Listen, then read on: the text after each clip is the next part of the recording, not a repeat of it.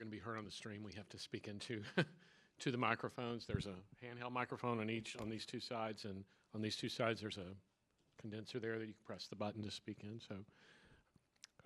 So if you're going to speak, please speak into a microphone so that folks watching online can hear. I apologize for not doing that before. Okay, we will move to agenda item 3, which are work study discussion items. 3A is a presentation regarding literacy in Carrollton-Farmers Branch ISD. We'll turn it over to you, Dr. West. You, my colleagues, and I are very excited, and you could tell by the loud voice there. We are very excited to present about literacy in CFB ISD. So thank you, Dr. Black, trustees, Mr. Mersch. We do have copies for you because some of the first ones that I'm going to talk about include some data, and because these aren't Excel charts that you can move around, you might want to write on it, possibly. The reason that we wanted to start with data is because we are going to get into specifics about our literacy program and the work that we do, but we also wanted you to know that we're always paying attention because we want to see what other people are doing too, and see if, as we look at scores, see if there are any outliers, and that gives us an idea if we want to go take a look at someone else or learn from someone else, or it gives us an idea kind of how we fit into the pack. So on that first page, that it says at the top, comparison of 2220 star performance in grade 3 reading. Wanted you to know that this is just one example of some data that we might look at as we think about our reading program. These are just some districts around us. These are some districts that we take a look at. And so you see the list that they're districts around us, or you see Amarillo on there, and I just always like to look there because I know about the program and I know folks that are there. So on this page, if you take a look at the large district, in the enrollment, if you look in the enrollment column, you'll see that it goes from a large district, which is Frisco at 65,617, to a small that's Grapevine-Colleyville with 13,000 students. Then if you look in the economically disadvantaged column, you'll see that Frisco is 13% economically disadvantaged and Grapevine-Colleyville is 23% economically disadvantaged. You'll also notice that those two districts that are around us, with the low number of economically disadvantaged students in comparison to us, that they are at the meets or above with 72%, or Grapevine-Colleyville 68% at the meets or above.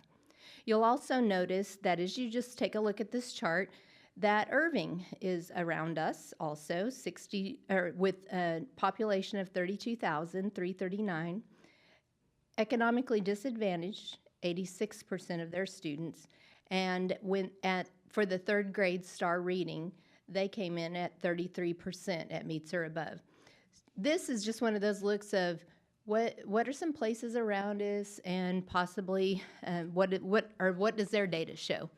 If you take a look at the next one, it's the line graph, and this is. The colors, as you can, are kind of hard to tell because they're pretty much tracking and pretty close. But you can see that we would be looking to see, is anybody knocking it out of the park, or what are the trends over time. And what's interesting to me in this one is that it looks like everybody is trending almost the same across from 2017. Take a look at the next page. That is, this is a large to mid-sized district look. So when you look at the enrollment, you see that we have large to mid-sized districts that are included. And this adds a few more looks. You see that the largest is in the enrollment is Austin ISD, and the smallest in this grouping is CFB ISD. You will also notice that for Austin, that they have the smallest economically disadvantaged population of 51%, and the largest EcoDis population is Irving with 86%. This, on the meets or above, one of the things that this shows you is you can see it's more of a compacted performance look. if you start from the top with Amarillo 54%, Arlington 42%, all of those are in a range that's pretty compacted. The best being Austin, with a 56% of their third grade students performing at 56% for Austin, and then the least with Irving. So next page, again, just to look over and what the lines look like. It's interesting to me that, again, line graph trending pretty flat from 2017 to 2019. Of course, we know what happened in 2020 with no testing, but then when we came back in 2021 with the scores lower, and then as folks have risen. I really like to look at this one to notice that CFB, that the black line that's there, not only did we trend up, but we trended higher than we had in year over year from 2017. And you can see that in that one, we're I think fourth from the top with the colors. So if you look at the next page, this one compacts it even a little bit more. This one is more looking at, okay, who's closest to us in enrollment? Let's just take a look at that. And in the enrollment column, you see that the largest is Spring Branch with 33,000, to the smallest was just CFB with 24,888. EcoDisc, largest is Grand Prairie with 74% in that column, and the smallest in the EcoDisc is 49%, Denton. Notice that in the meets and above column, that the highest is Spring Branch ISD with 55%, but the lowest is Grand Prairie with 48%. It's interesting to note that with this enrollment look and compacted look, that again, there's not anyone that necessarily sticks out as a huge outlier. And this one, again, gives almost the same picture that we looked at before, with each of those schools each of those districts since 2017 to 2022, moving pretty steadily along with the decrease in the 2021, but the increase in the 2022. The reason, again, that we showed you this is just because this is like one small snippet. You all meet with me or have met with me for the last couple of years in the summer as we look and dive deeper into not only how we did on our scores, but also how we look at the state and we look at other kinds of data. It's just really important to us that for anything, not just for literacy that we're going to speak of tonight, that we're always looking at data, not only for our own data, which they will show that or talk about that tonight too, but that we also look at data to see who can we learn from? What are there outliers? Is there anywhere that we should visit, or should we look into some other program, resource, whatever it is? We always like to learn and can collaborate with others. The next page is, oops, I wasn't keeping it going. Is it the 5 that drive? Oh, okay, yes. The next one is our House Bill 3 goals. And what I wanted to remind all of us about on this one is that you all graciously worked with us last year to take a look at our House Bill 3 and reset those House Bill 3 goals. But I just wanted to point out again on the early literacy for reading that our original target that we started off when we started the House Bill 3 board goals was 50%. We revised the target to 39, and we were very proud. The teachers, everyone at the campus, students worked so diligently, and we came in at 48%, which was almost to the original number that we had before, or that we had set before. Next one is 5 that drive. The reason I included this slide is because the work of professional learning communities, the work that our teachers do, the focus on data, the focus on our students' name and need, I believe is really making us strong, and we believe that it's making us strong. Next page is the just an example. It's always important also, and we know that you all look at our campus improvement plans and our district improvement plan, and this page is just a reminder of that we do have a goal in here about literacy, and it is goal 4, and you can see it's by May of 2023, 42% of third grade students will reach the meets or master's level in reading as reported on STAR. That is the reset number that we have. So I would expect, as hard as everyone's working, that we're going to come above that. And all of those bullet points speak to the important work of our instructional coaches and our professional learning community work that teachers and our principals do at our campuses. We value the work that our campus staff that they do in order to support the students. So now I'm going to turn the microphone over to Tracy Smith. Thank you, Dr. West. The pictures on this page I love, and although they are not students in CFB, it is very representative of the faces that you'll see as you walk into literacy classrooms in the district. Our goal in CFB is twofold when it comes to literacy and language arts. One is to have all students reading on level each year as they move throughout our system. And secondly, to have a love of learning.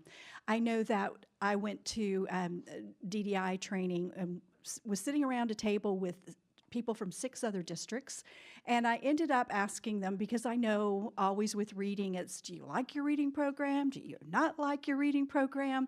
So I went around to each of the 6 other districts and said, what's your reading program? And they would tell me each one of the 6 had a different reading program. Then went around a second time and said, do you like your reading program? No. Do you like yours? No. Do you like yours? And I found that very interesting. Every one of them said, no, they're not happy with their reading program. And as we started to talk about the why behind it, it's, in my mind, people don't say, I don't know how to read. In math, you'll very quickly hear people say, I'm not good at math. But with reading, you learned how to read. You can't really say what unlocked that for you as you were learning to read, but all of a sudden you could.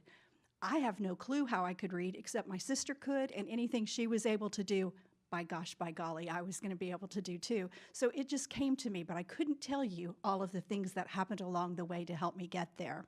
So we are consistently working with our teachers who know how to teach reading, but can always get better.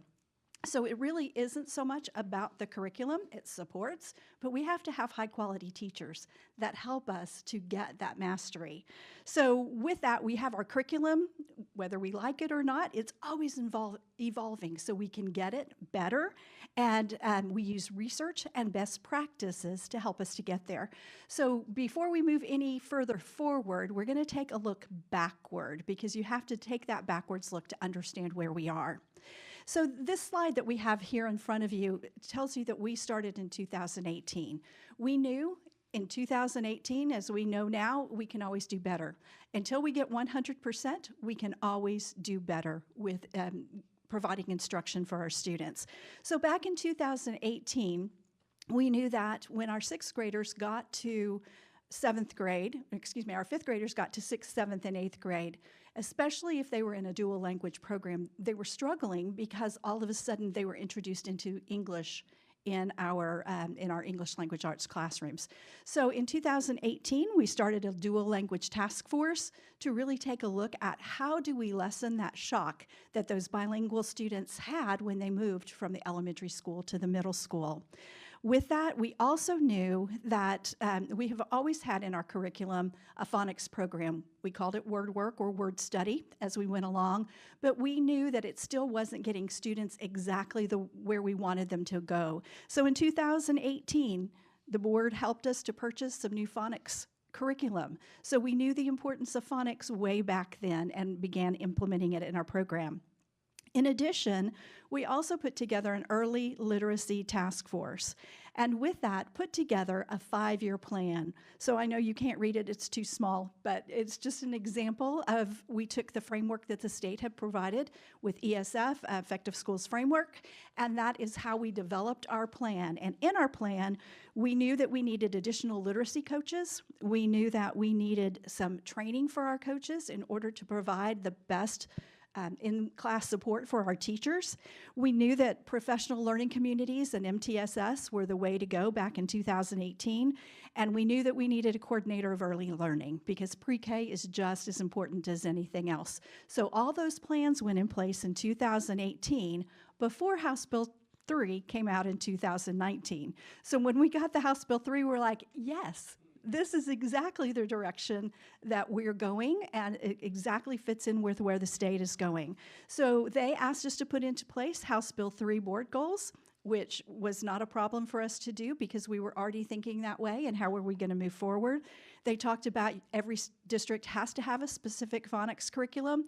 Check, did that in 2018. The teacher incentive allotment was new, and while there are varying perspectives on whether it's the best thing or not for teacher incentive allotment, it does help the accountability of teachers. And student growth through teacher incentive allotment is a huge piece. So with teachers knowing that we're looking at student growth each and every day, that helped us to really have some more crucial conversations when needed with some teachers who weren't moving students forward as quickly as we would have liked. And then finally, House Bill 3 also asked us to put into place reading academies. So again, I'm going to go backwards for just a minute, and Dr. Black and Ms. Hatfield, you're going to remember this quote that you see on the screen, "Every teacher a teacher of reading." That was back in 2006. 2006, CFB started saying reading is so important for all of our students that it doesn't matter whether you are an English language arts teacher, whether you're math, science, social studies, CTE, it doesn't matter. We have to have those teachers teaching language arts and effective teaching strategies. And so with that, the reading academies came up, and we were one of 2 districts in the state who put forth a proposal to become an authorized provider for the reading academies. What that meant is that instead of hiring other people to come in and provide training for our teachers, we took the House Bill 3 Reading Academy materials. We got our teachers, our instructional coaches. They had to pass the test. We had, Susan, I'm thinking about 16 right off of the bat out of our 24 that immediately passed the test without any additional remediation by the state. And we became our own Reading Academy provider, teaching our teachers side by side how to move the work of the Reading Academies forward. And we'll talk about the science of teaching reading in just a minute. But with those Reading Academies that you see on the screen, those people that we trained, every single administrator at a campus, principal and assistant principal, went through those academies. Every kindergarten through 2nd grade teacher, math and language arts and science and social studies. I only put the 2 up there because if you're language arts, you're pretty much science, social studies, and if you're math, you're pretty much science. But every teacher in elementary school in K through 2 received the training for reading academies. Every special education teacher, every dyslexia interventionist, every instructional coach, the director of language arts, and the assistant superintendent all went through those academies so that we were learning together. And so our cohort leaders were really effective in getting that going. So much so that in year 1, you can see on that slide as well, sorry Susan if I went forward too fast. In year 1, we had 89% of our teachers pass, and that's the COVID year. We had 89% of our teachers pass. The next year, we were up to 95%, sorry, I turned my page, 95% in year 2, and we're on track in year 3 to have 98% of our teachers trained in reading academies and the science of teaching reading, and we are extremely proud of being able to do that. Through Reading Academy, we were introduced to Scarborough's Reading Rope. When you look at the information that's on that reading rope, the information is not new in any way, shape, or form. So when you look at, I'm going to start at the top, at the bottom, the word recognition pieces, phonological awareness, decoding, sight recognition, those are things that we have always taught in CFB, but things that we could always get better at. Again, until we have 100% of our students reading on level, we can always get better. But they have always been a component of our literacy program, as well as the language comprehension strands that are at the top. The way that the reading rope is put together, that each one of those skills is extremely important, and you can't have an effective, skilled reader without having every piece of that reading rope together. But it's when students learn to intertwine all of those, that's where reading comes, and you can just start, by the time you get in third grade and above, instead of learning to read, you're reading to learn. And that is our goal, is by third grade to have students be able to get into any book of their choice, be able to take that and to read. Today, we are not going to be sharing with you anything about our dyslexia program or anything about our special education programs. We're sticking just with general education programs today because you're going to get to hear some of the other information at our March meeting. So please know that I'm not ignoring students who don't learn to read in the traditional way. It's just not the focus for tonight.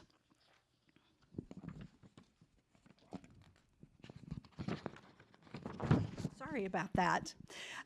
So we were rocking and rolling, moving along, and then life happened, which life always happens. COVID happened, and with COVID, we had a decrease in the highly qualified staff. They weren't able to have the same student teaching experiences that our other student teachers have been able to have.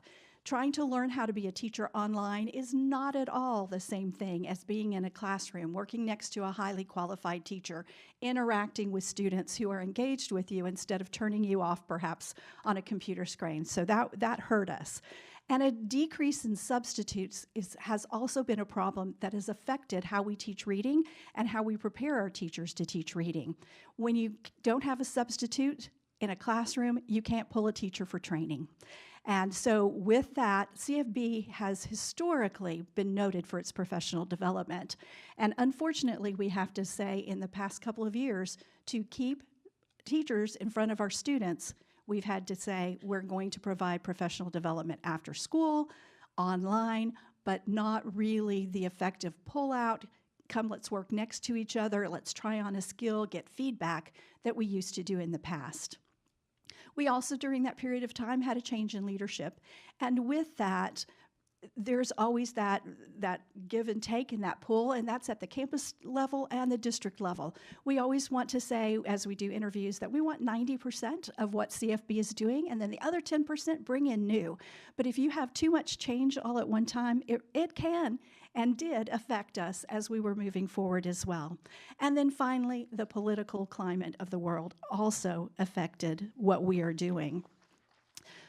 With that, I mean the reading wars and the math wars that are happening across the nation, not just in Texas, not just in CFB. And I chose the pictures that I chose for this particular slide because these wars are hurting our kids.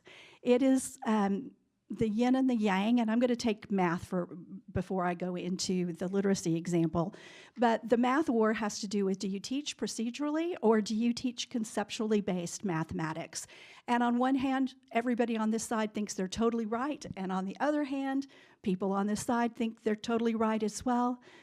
But what has to happen is you have to have a balance between the two. If you don't ever teach the computation and the algorithms, then students suffer in the long run. But if you don't teach the concepts behind it, they also struggle.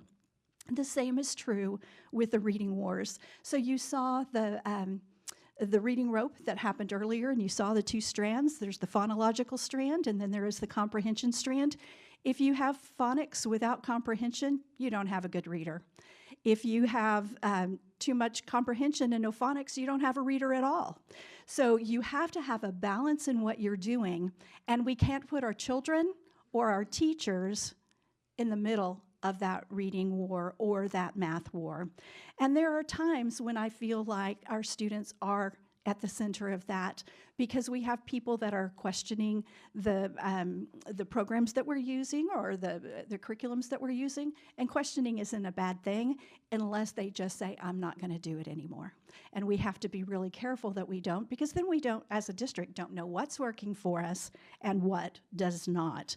So what we're really looking at is finding a way that that we improve our curriculum on a daily, weekly, monthly, yearly basis to have the best program that we can for our students. One of the things that we've done to try to unite and get people to once again pull in the same direction and have that common vision is CFB has developed leading and learning core tenets. There's a document that you all have seen before that this takes just a few of those bullet points, so you can see the 3 of them right now. And I want you to take a look, read through those 3, and I'll be quiet, and I want you to think, which one of these is most important to me?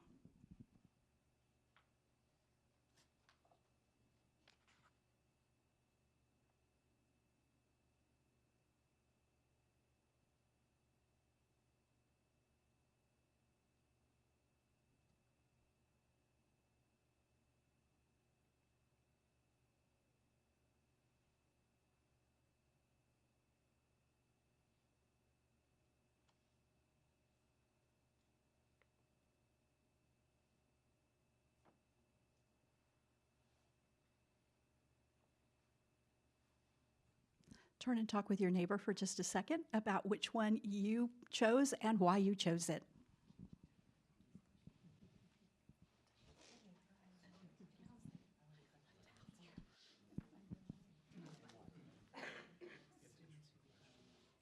Now you know how the children feel when they don't have a specific partner. Why teachers have to plan that. You did, and that the children know, yeah. Pull together.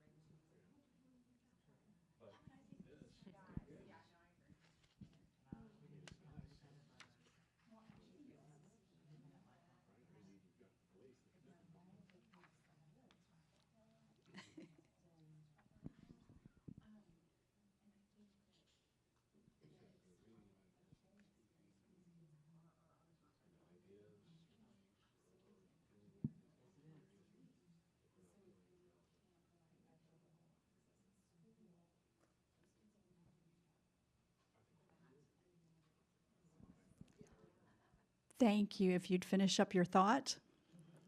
I think every one of the 3 being chosen by someone in the group, and I love that because they are all so very important. The one, if I had to choose, I would have chosen the second one because it is so important that our students develop agency as learners in the classroom.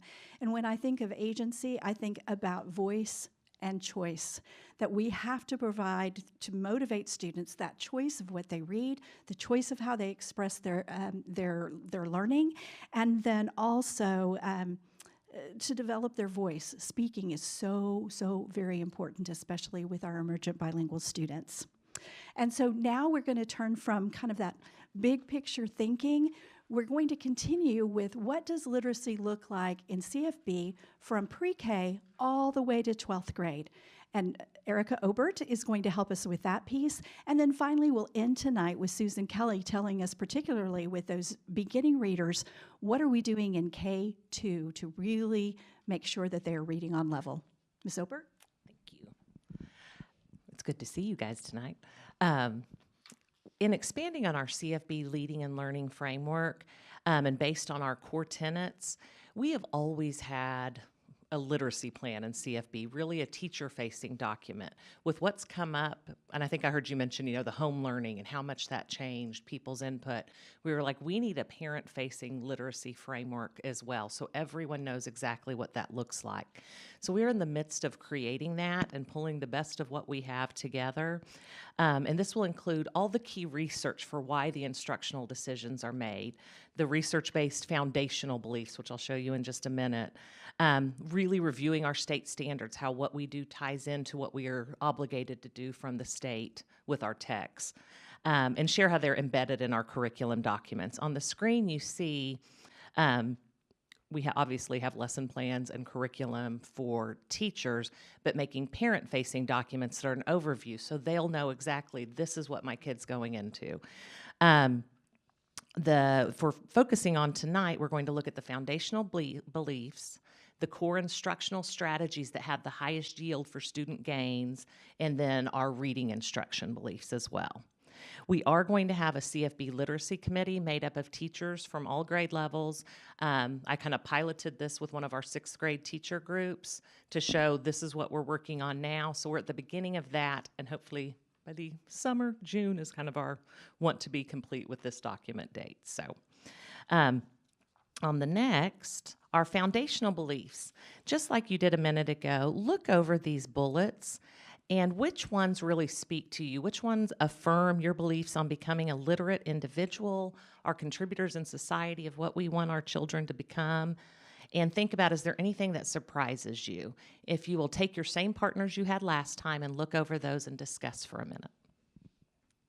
Sally, you can go back to your friends. I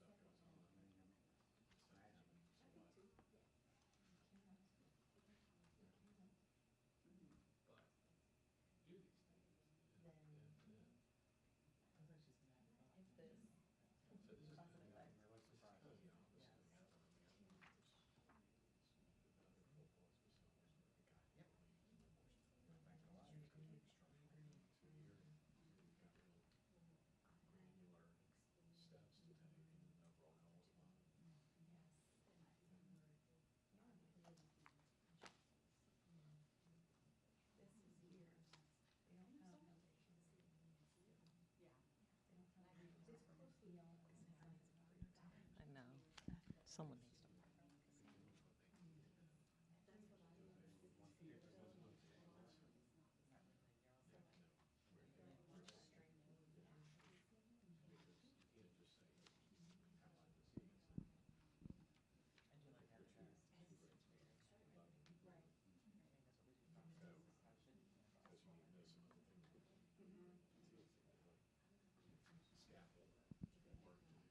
Okay, let's go ahead and come back together.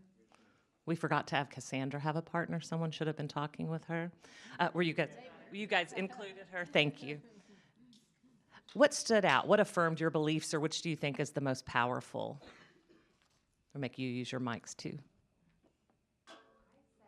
The second bullet, tailoring learning for each student's strengths, needs, and interests, because to me that's the every student by name and by need, and we have to know where our students are in order to help them get to where we want them to go.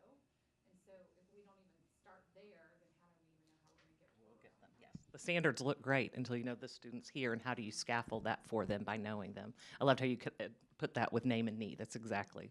Mine's a little bit different. Mine's eliminating the outcome gaps based on race, gender, zip code, ability, socioeconomic status, and languages spoken at home. Because if you don't do that, then you can't necessarily do the rest of them. And I think that ties back with Dr. West was showing when you look at the data across the state with different districts, with the different socioeconomic, the different amount of emerging bilinguals, we see that in the scores, and it's our job to do away with those outcome gaps that are based on any of that.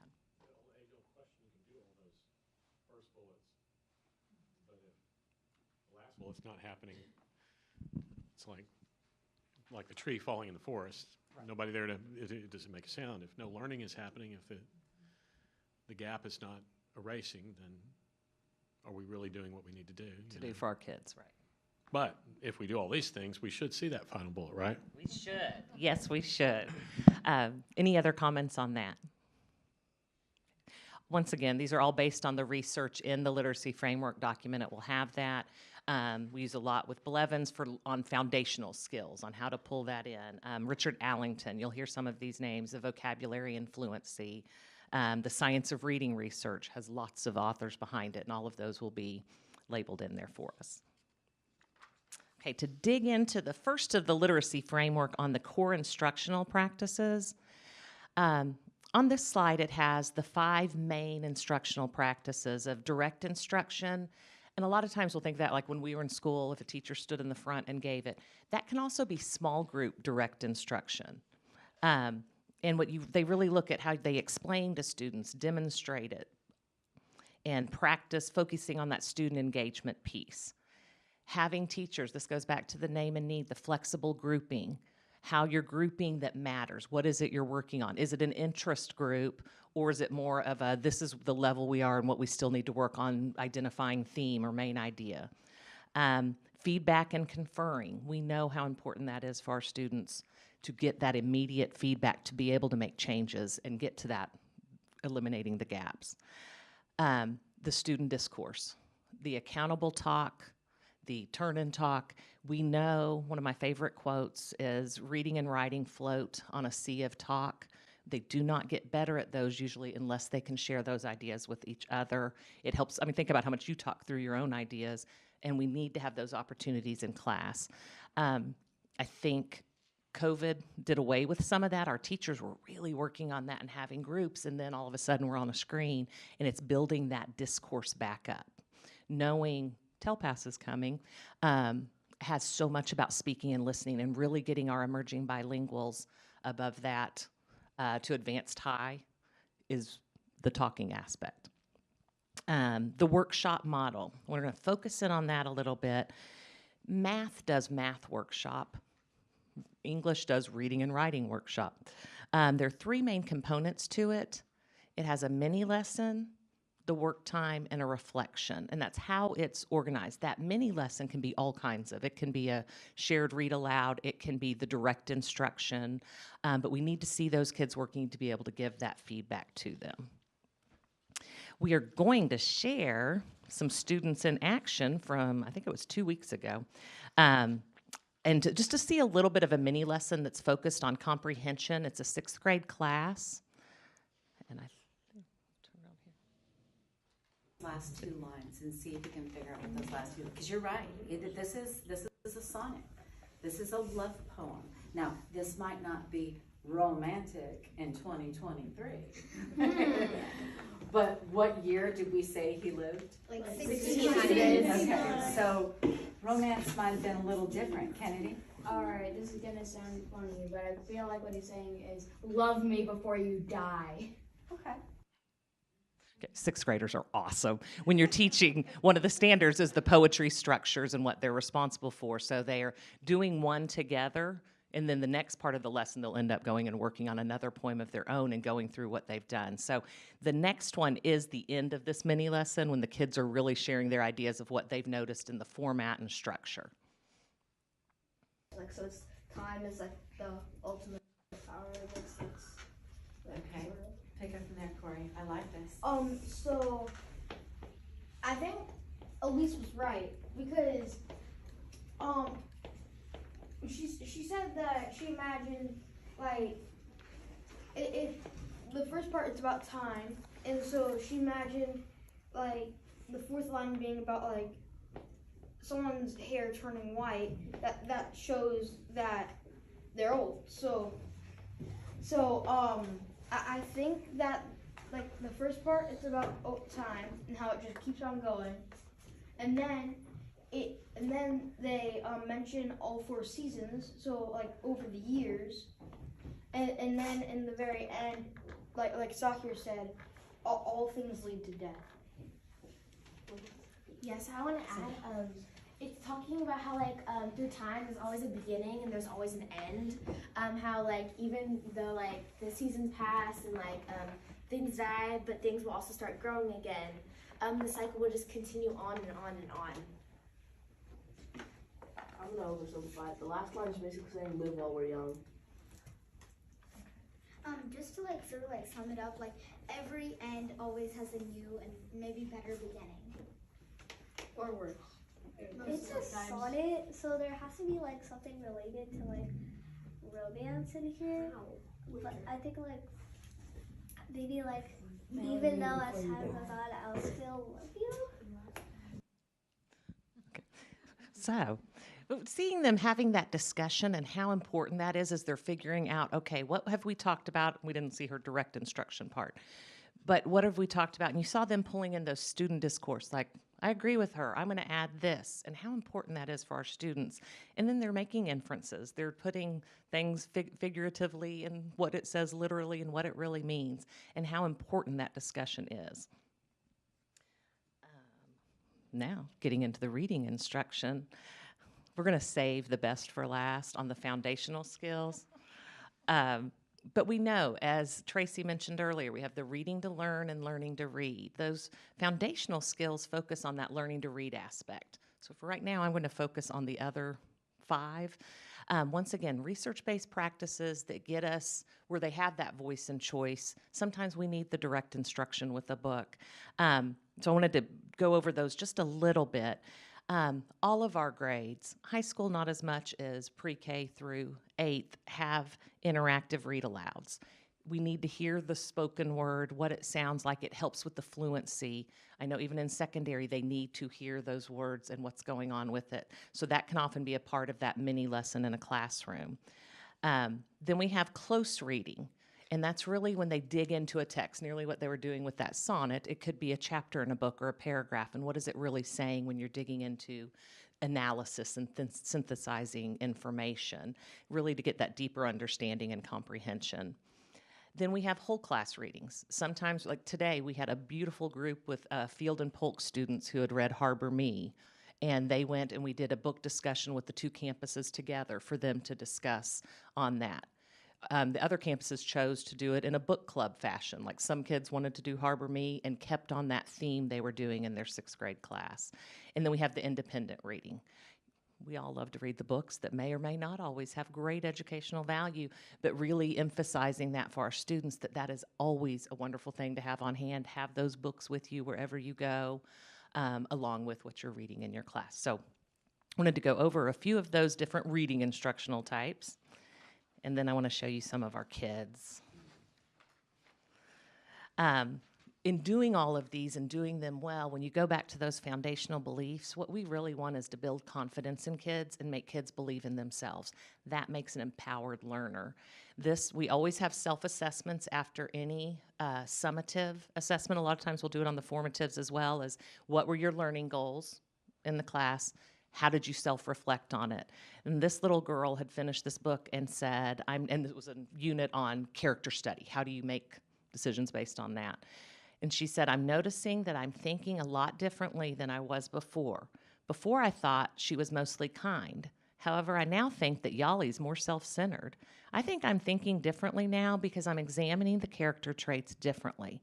I've always struggled with character traits, and now I have improved. We can get kids to think like that and metacogitate about what they're doing in their own processes, they become stronger and stronger. And then who can't handle a little group of bookshelves? They got to bring their books that they read that semester on their own. And because a lot of them would set goals. Some of them were like, I don't know if I'm going to read more than 1 book this semester outside of what's in class. And so we took pictures of them with their bookshelves, and they were so proud of how many books they'd read. And we just want to set those goals. We want to celebrate their progress because we know that success can be measured in many ways, and they deserve that celebration. I know some of you have taught, it always seems like if anything gets left out, it's the celebration at the end because we always feel like we're in such a hurry to get everything else in, and we have to remember how important that celebration, even if it's little and taking a picture of what it is, for those kids to cement that learning. And with that, we're going to go back to the really beginning, to K through 2 and the alignment of reading, language arts, and CFP to the science of reading. Good evening. So I'm going to talk with you a little bit about shifts that we've made in practice since we took reading academies and since the science of reading has informed us about changes we need to make in instruction to ensure that all students learn how to read proficiently. We're trying to build a better third grader at K and 2. So I want to talk with you about some of those shifts. And if you'll just take a look, I'm bringing up Scarborough's reading rope one more time. I'm going to talk about a term that is really controversial right now out in the blogosphere, and that's balanced reading.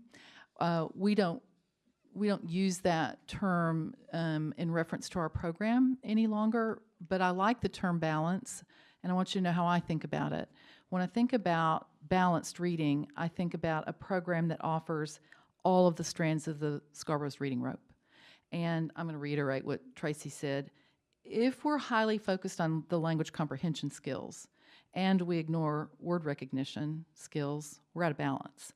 And if we lean too heavily into word recognition skills and ignore language comprehension skills, we're out of balance. So I think about balanced reading that way. Scarborough's reading rope is really not narrowly, but focused on reading instruction, and I think about a comprehensive literacy program as having not only reading instruction, but writing instruction, handwriting fits in there, encoding and spelling fits into a really good, robust literacy program. So those pieces aren't here in Scarborough's reading rope. Again, this is really directed towards reading instruction and all the pieces that we need to have in place for all students, but especially our little ones.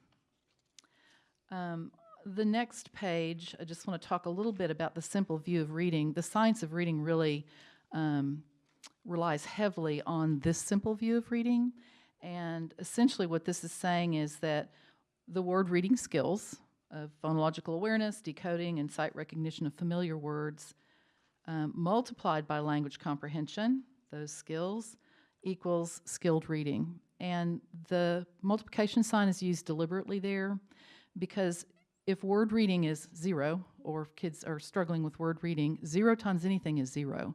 So again, you have to have all of these pieces to be a skilled reader. The next page lists 5 practices that I just want to share with you. They're shifts in our practice in CFB. So I want to share with you what we've done, and so I'll go through these one at a time. The first thing that we did was, the next slide. The first shift that we made, or one of the big ones, was to provide more robust and intentional phonemic awareness instruction. Phonemic awareness is a subcategory of phonological awareness, and phonological awareness is the ability to hear discrete words in the speech stream, the ability to hear syllables in a single word, and phonemic awareness is the ability to hear individual phonemes or sounds in words, to be able to blend them, to segment them, to manipulate them. And what we know about phonemic awareness is that there's a really high correlation between a student's level of phonemic awareness, welcome, and their ability to read. So it's a really, really, really important skill, particularly the ability to blend and segment sounds. So phonological awareness is all about hearing discrete sounds in the speech stream, whether they're big or whether they're small. And I think we had some of that in our curriculum prior to our learning from reading academies, but I don't think it was systematic enough. And so we purchased curriculum, and so really proud of that. The Hegarty is the curriculum that we use. It's available in English and Spanish, and I see teachers using these lessons really well. The other thing that we did, because what we know is what gets assessed gets taught, is put some really nice assessments in place. So we have a standards-based report card in kindergarten and first grade. We're working towards second grade. And we ask teachers to give common assessments that let us know where kids are on a continuum of phonemic awareness. There are examples on the next page of those assessments. On the left, you see this is our report card hub. So what you're looking at is a teacher-facing tool, and here we're working on the standard of blending spoken sounds together to say simple words.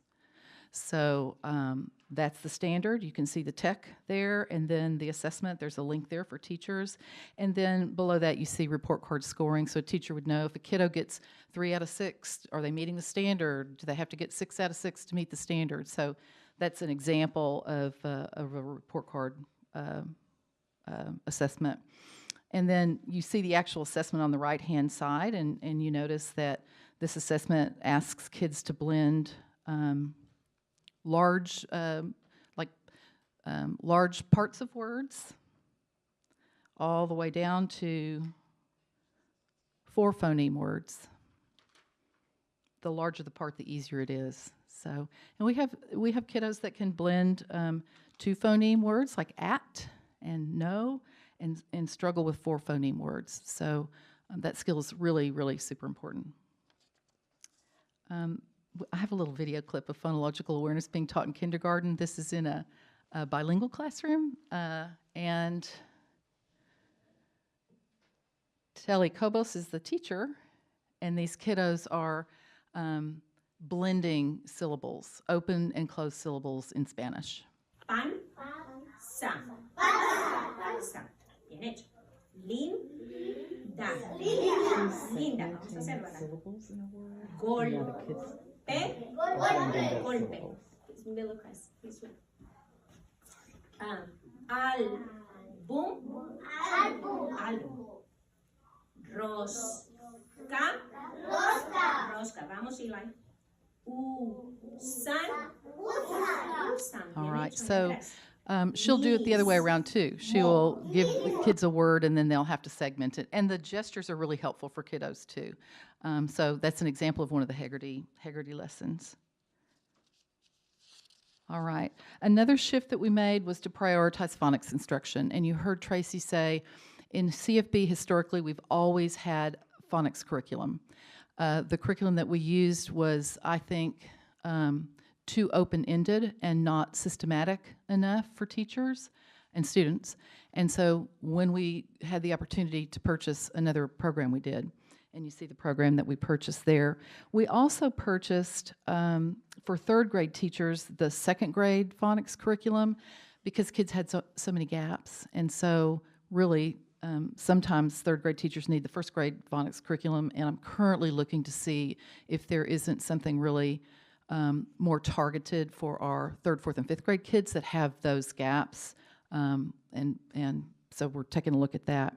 Taller de Fonética is our Spanish phonics program, and it is available at kindergarten and 1st grade because theoretically by the end of 1st grade, Spanish is such a transparent language, and kiddos are really through with phonics concepts. So that's what we have available for our bilingual students. Again, we put into place phonics assessments. I think that's one thing that I'm really proud of because, again, what gets assessed gets taught, but it offers teachers a way and principals a way and me a way of tracking the data across time. You know, how many is our program working? Can kids decode consonant, vowel, consonant words? How are they doing with words that have that tricky silent E on the end? So those really fine-grained assessments help pinpoint where on that phonics curriculum or continuum we need to hone in on for kiddos. So really proud of those assessments. And again, we have them as a report card assessments, and then we have other ones that teachers can use as well. The next page shows a 2nd grade phonics assessment or decoding assessment that we have put in place. And this one's around multisyllabic words. So around 2nd grade and going into 3rd grade, kids are reading books that require them to be able to sound out multisyllabic words. So we want to take a look at how are they doing with that. So what you're looking at here is a district common formative assessment, and the first one was given sometime around the 1st of October. And you see what we're measuring here are how are kids reading compound words? How are they reading words that have closed syllables and open syllables? And syllables with vowel, consonant E, etc. So all of those syllable types, we're checking to see how our kids doing with those in terms of their decoding skills. And you can see the percentage that meets the standard there on the green band. And then DCFA number 2 was given around December, and you can see that compound word reading went from 62% met to 72% met. That closed syllable reading went from 42% to 61%. That's really good. Open syllable reading went from 16% to 31%. So we have another DCFA that's going to continue to measure all of these things coming up in March. So that's a way that we keep track of that real fine-grained stuff. So we know how to pinpoint specifically what kiddos need to work on. We have this in Spanish as well. Not the same concepts, obviously, although there are open and closed syllables in Spanish, but an assessment that measures those kinds of multisyllabic word constructs that kids need to know and be able to manage. And the next page, again, has an example of our foundation skills, our phonics assessments on our standards-based report card, and then an actual assessment, so you can see what that looks like.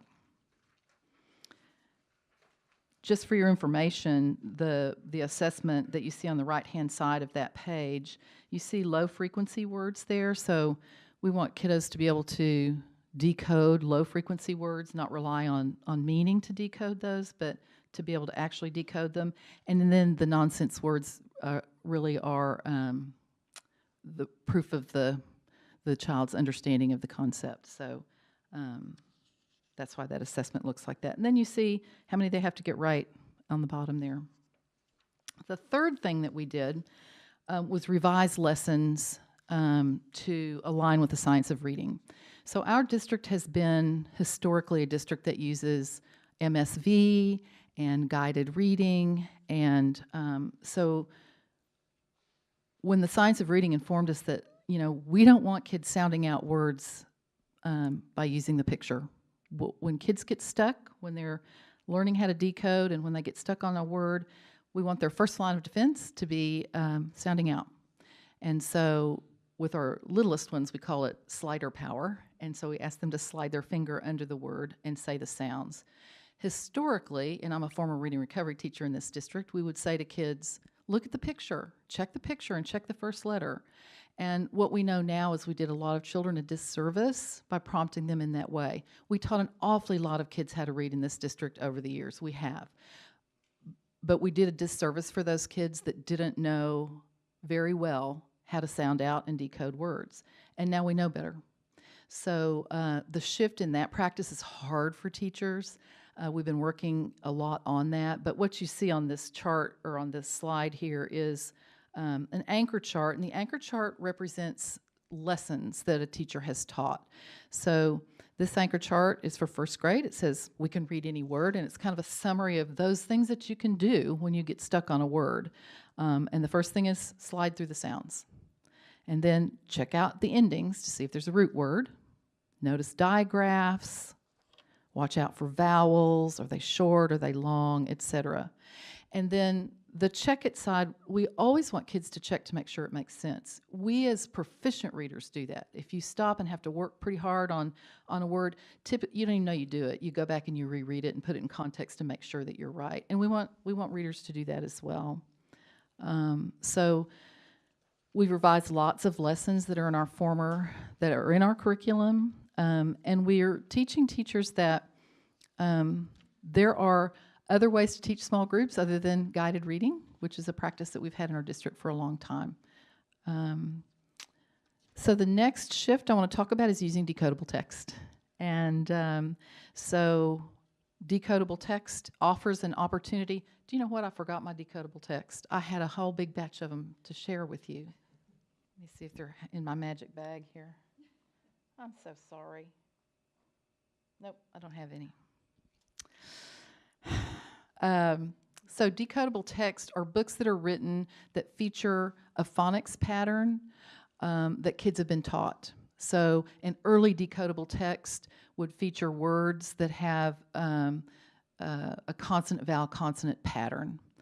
And so the old decodable text, this will sound familiar to you, sounded like this. Cat the fat mat sat on the rat hat. Not very comprehensible. And so when we were first trying to stock our book rooms with decodable text, there weren't great ones out there. Publishing companies have gotten real smart, and now there are better ones out there that have actual stories. So you can not only work on the decoding, but you can work on comprehension at the same time, because we can't ignore comprehension. So we're working really hard to get decodable text out on campuses. There aren't enough of them, but we want teachers to use those decodable text. And let me just talk about number 5. In our district, we have historically used leveled text, and leveled text were leveled books that went from level A to level Z. In first grade, in the past, we would have wanted kids to read, say, from level D to level J. So if you hit level J in first grade, you were doing a pretty good job. Now we know that some kids have gotten to level J and are still not very good decoders, because they're relying really heavily on comprehension and meaning. And so we want to make sure that kids, and that will catch up with them once they get into second and third grade reading, that just catches up with you. There aren't as many pictures, the text gets more complex. So we're teaching teachers now to really think about level A and level B books. I hope this isn't too fine-grained, but those little books are really for teaching very young children how to match one-to-one. So every word that you say, you point to a word on the page, and when there's 2 lines of text, there's a return sweep. It goes like that. And so that's early teaching for how do books work anyway. Once children know that, then we want them moving into decodable text. And at the same time, we're teaching phonics lessons. So we will be teaching phonics lessons around vowel sounds, short vowel sounds, and how to put a consonant and a vowel and a consonant together, how to blend that, and then provide decodable text for practice. So it's, teach the concept and then provide practice. Kiddos need to practice writing those words as well, so encoding and spelling is as important as decoding. So we want to practice that. So we're really working hard, especially with our kinder and first grade teachers, to help them understand where decodable text and where leveled text fit together. So a heavy dose of decodables as kids are learning how to read. And then finally, just remembering that reading comprehension begins at the very beginning. It begins in pre-K. And I think we've said this more than once tonight, but we need to make sure that kids are exposed to story and how stories go, that they're exposed to complex sentence structure, that they have opportunities to talk about books and make inferences about books. And with our littles, that happens during read aloud. And so we're teaching teachers, continually teaching teachers how to ask smart questions. You read a couple of pages of a book, and then you ask kids to turn and talk about what they've learned or what they think about the character or how the character might be feeling, that sort of thing. But we don't want to let comprehension go. That's really critically important.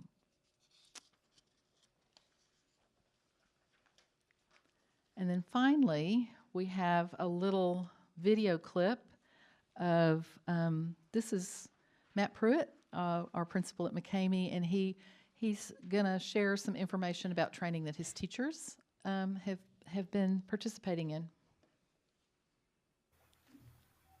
Good evening, Mr. Mursh and members of the school board. My name is Matt Pruitt. I have the privilege of serving as the proud principal of McCamey Elementary School. I just want to share with you all a little bit about our history as a project school with the Teachers College Reading and Writing Project. It was the summer of my first year as a principal in 2018. Our bilingual literacy coach, Stephanie Howell, and I applied to attend the Summer Reading Institute at Teachers College in New York. We attended the week-long training and learned so much more about ways to support literacy instruction on our campus. During our week at training, we made some connections with a few members of the project and learned about professional development offerings. I was hesitant and nervous at first because, as you know, change is hard. But we know sometimes change is necessary. But I knew also that my staff deserved the best professional development and my students deserved the best instruction. I applied to become a project school. Our school was chosen later in the summer, and the rest is history. Our work in the primary grade started with a focus on perfecting the mini lesson and small group structures across the reader's workshop. As a school, sometimes we have to slow down to speed up. We knew that according to Scarborough's reading rope, there are many strands woven into skilled reading. For instance, in kindergarten, we reflected on the importance of emergent literacy, keeping teachers' mini lessons mini, phonics instruction, and phonemic awareness. We also focused on keeping the balance in balanced literacy. We wanted reading to be joyful and keep reading and learning fun. Our team was all in because you know what? The teacher matters. One of the professional development sessions I attended reminded me that the most powerful people are the people who are on fire about our learning. Our teachers were on fire about their learning, and it translated into instruction, improved practices, and student achievement. One of my kindergarten teachers, Amanda Perry, reflected on the professional development that was offered after our first year at the project school. She said, "My year was very heavy in professional development and language arts. I spent much of my free time reading to plan lessons or just improve my knowledge of reading workshop. I am so glad that I had the opportunity to be in kindergarten and be the kindergarten lab site teacher for our work with our staff developer. She modeled whole group and small group lessons with my students. I was able to take all of the things we learned and implement them in my instruction. It has by far been the most beneficial and amazing training I've had in my entire teaching career. My students have made so much progress in reading this year. They amaze me every day. I took some of the things I learned about small group instruction and tried to apply it in math workshop. I look forward to continuing this work." I would be remiss to say that COVID has slowed down some of our progress, but we learned valuable lessons during COVID. We were reminded of some practices that we should continue and practices that we needed to abandon. In one of a different professional development session I attended, one of the presenters spoke about collecting some data. She told us to collect some data about some things that we don't want to see. At times, it's not pretty to look at the not so good stuff, but we have to look at it anyway because our goal is always to outgrow ourselves and get better at what we do. It just makes us all better. In the primary grades, we also focused heavily on small group instruction and different types of small group structures. We learned about small group shared reading, small group strategy groups, small group bookmaking, refining guided reading, small group partner reading, and different other types of phonics and phonemic awareness small groups. One way that we know our professional development has been effective is that we are able to see what teachers learn in professional development in their classroom during observations and walkthroughs. Another way that we knew that our professional development was effective because at the end of our first year as a project school, 84% of our kindergarten students were reading at or above grade level. The next year, COVID happened. And so I will say this and I will say this again. The teacher matters. I am so proud of our teachers for stepping out of their comfort zones, learning new methods of instruction and teaching and not being afraid to do so even if it wasn't perfect the first time.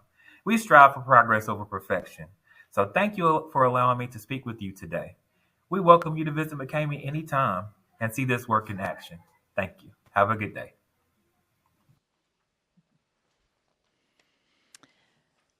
And I guess really finally, we had 3 board members who went to Blair Elementary School and walked classrooms and looked at instruction. And so I'd like to give you all a chance to share your reflections about what you saw, ask questions. You asked questions then, but you can ask them now as well.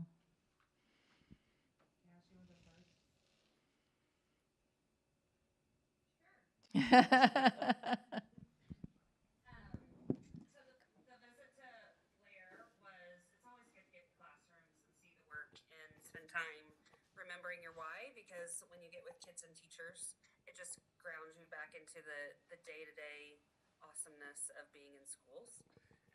So I think I noticed that our teachers are working extremely hard and they care about their kids, and the relationships that they have in their classrooms are evident, and the way that they manage their classrooms are just phenomenal. And I learned something new about our bilingual instruction that I didn't know about how they learned in their native language for so long, because my knowledge from my kids is dual language.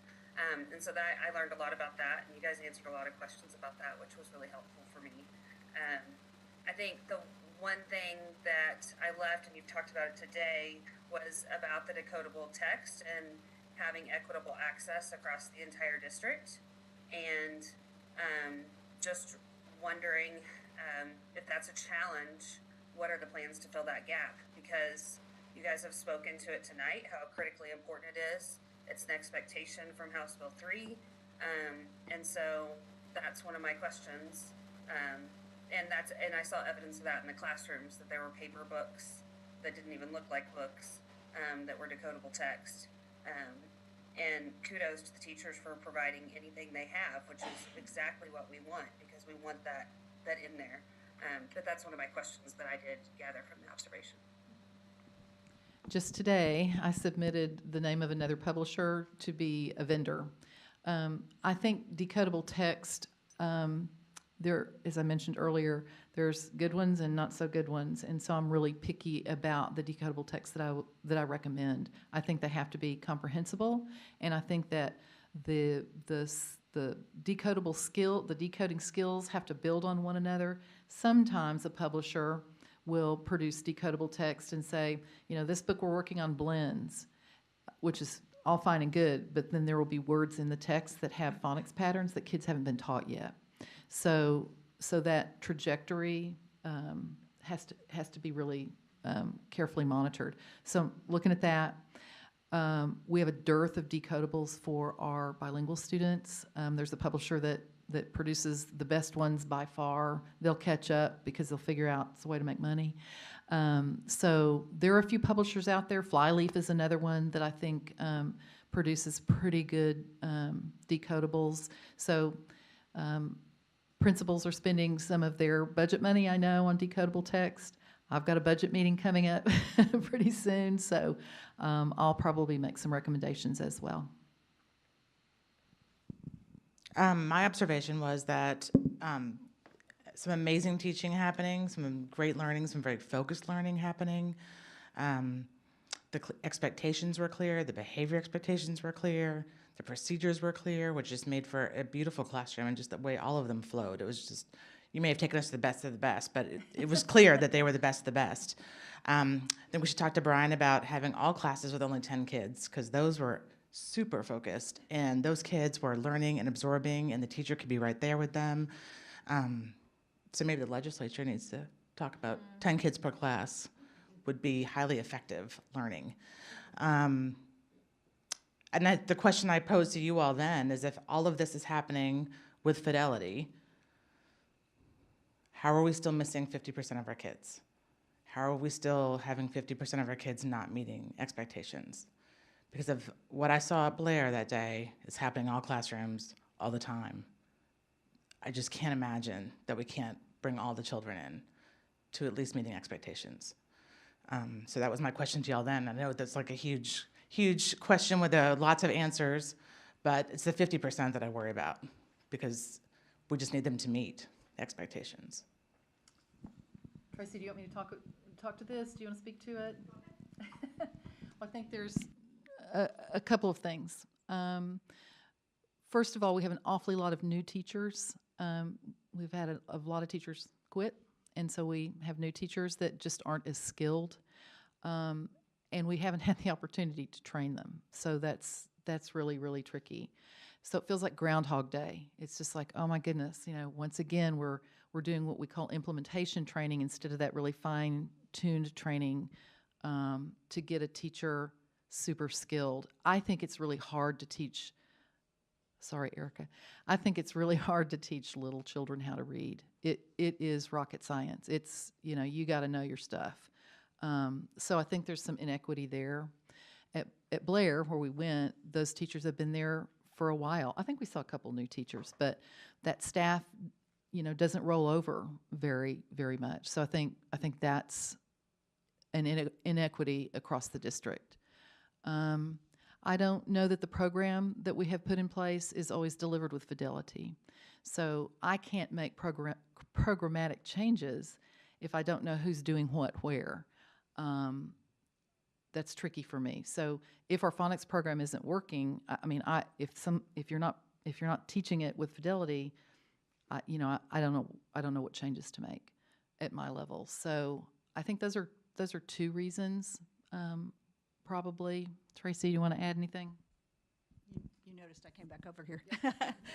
Another piece is our reading curriculum is hard. And a reading curriculum that is easy would be back to where I was when I was in school, where you read a story and you went to a workbook and you answered the workbook questions. That's easy.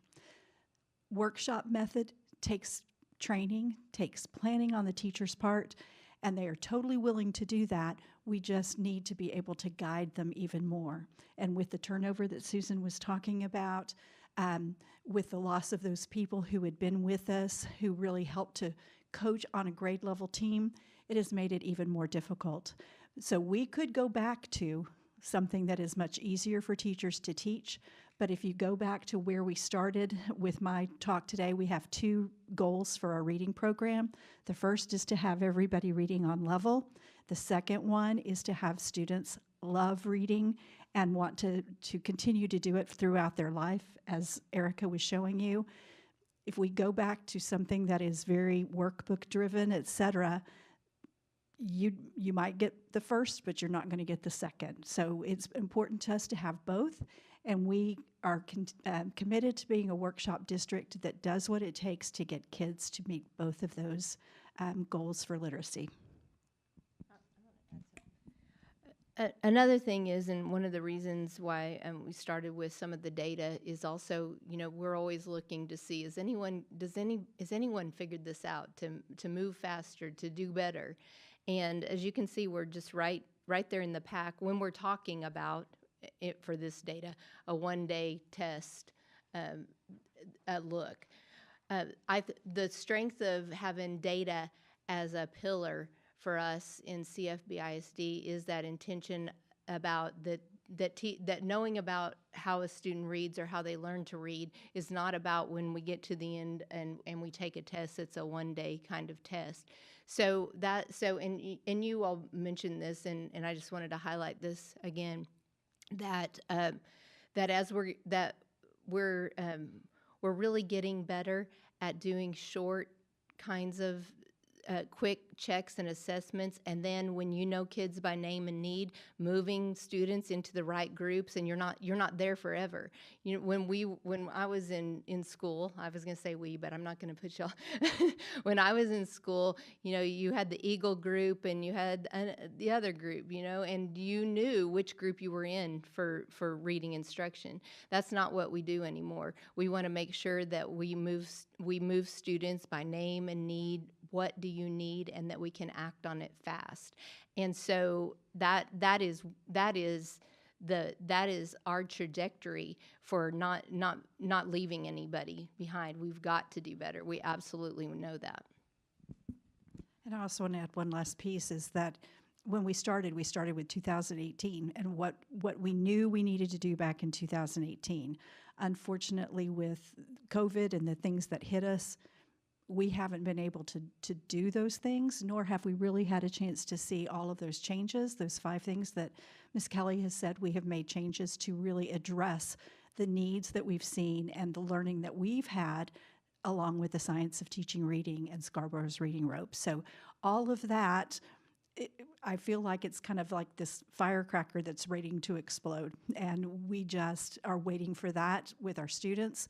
We saw on the data just in 1 year, we didn't expect to come close to meeting our goal, and we exceeded it in 1 year. And again, it's because of that focused instruction, the focused work that our teachers are doing with our kids, and we believe that will happen. It is our hope, but it is also our strategy.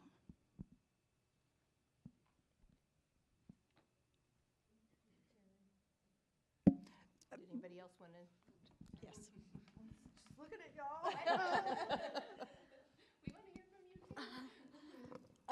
So yeah, I was in a different session than Kim and Cassandra, but what I saw, and we did several different classrooms, and one of the videos is from one with mine, and I don't think what comes through on the video is how excited the kids were. Like the animation and what they were doing, and clapping and raising their hand and doing the symbols, and so that was really exciting to see. But there are examples of all of these I guess, the strategies and the techniques from the directed instruction. But again, I saw excitement in every classroom, you know, in all of the students, which I just hope carries through for reading, you know, later on, like you said. But then in the collaboration, they were, I would relate it to when I was in school, diagramming a sentence. I don't know if you still do that in school. I have no idea, but they were doing it to a poem, and so they were changing, and the teacher was asking the questions, and the kids, and some of the thoughts and the responses, it blew me away. But the way they were thinking about the poem and how the teacher was directing her questions to elicit a response, you know, in the thinking. So all of those.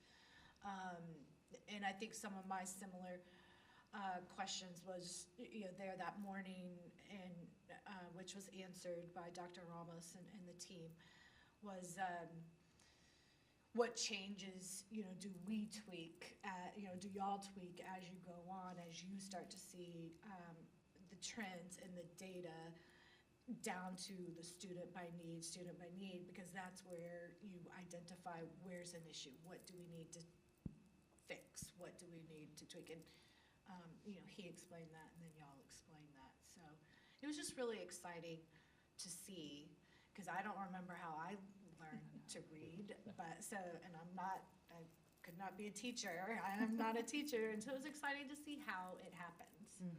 So it was great. Thank you all for sharing your time with us.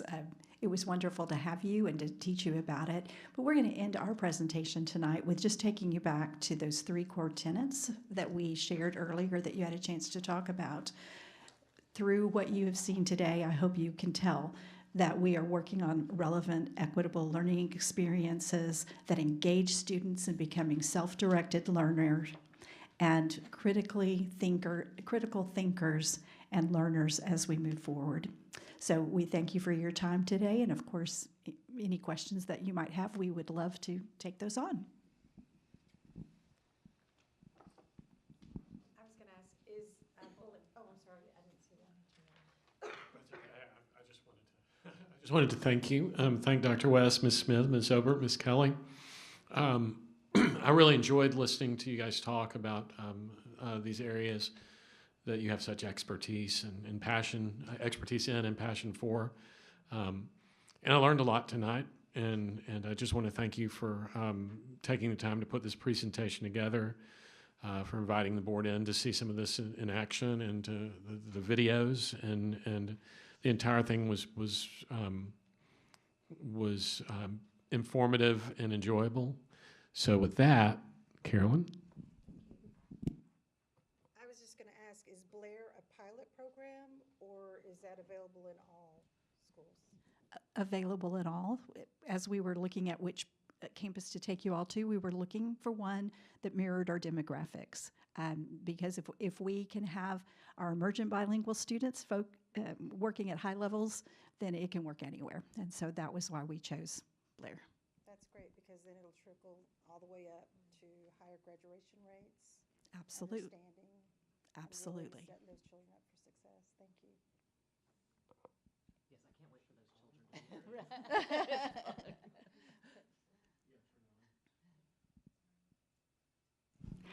I want to thank y'all for the presentation. Oh my God.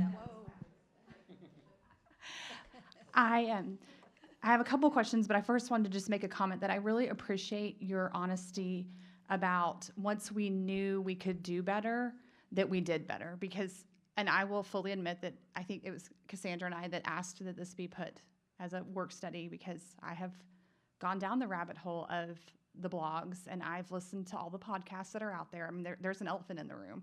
And so I appreciate the honesty in that when we found out we knew we weren't doing what was best for kids, we made a change to do what was best for kids, because that's why we're all here. And that's education. I mean, we change as we learn better. So I definitely appreciate that we recognized that we learned that the science of reading was the more, what was best for kids. And then that's what we needed to go to. A couple questions about science of reading. So when did we make that shift? What year? I think we started started our shifts with reading academies. Okay. So once, and I did pass the reading academies as well. I could have been a cohort leader. You know, once I learned about that information, then I knew that we had to make changes in curriculum, changes in practice, changes in pedagogy. So it started 2019, something like that, right? And then COVID hit, so now I can't train people. You know, so it just feels a little bit delayed, but I think we're catching up. So. Okay. And then I want to build off of Kim's comment about fidelity, because that was already something I was thinking about. So we talk about, like, I know at McCamey we're talking about Teachers College. So I just have to ask, is Teachers College teaching science of reading? Is that what they're learning? Or are they learning the other method, which is now counterproductive to the route we're trying to go? And is that creating this imbalance, which means we're not teaching with fidelity? Right. So we changed the lessons that weren't in alignment with science of reading from the Teachers College curriculum that we use. And they've now revised the curriculum, and it's really aligned with science of reading, way more focused on helping kids understand, you know, how to use their phonics to decode words. So in the past, there's been a phonics program and a reading program. So think about that reading rope. Our phonics program dealt with the word solving and the reading rope, and our reading program dealt with the comprehension skills. And so now those two, we have to continue to teach that phonics program alongside the reading program, but the reading program also wraps in the word study component. So I would say we got in there and fixed what needed to be fixed. I think the units of study do a beautiful job of the comprehension skills, the old units.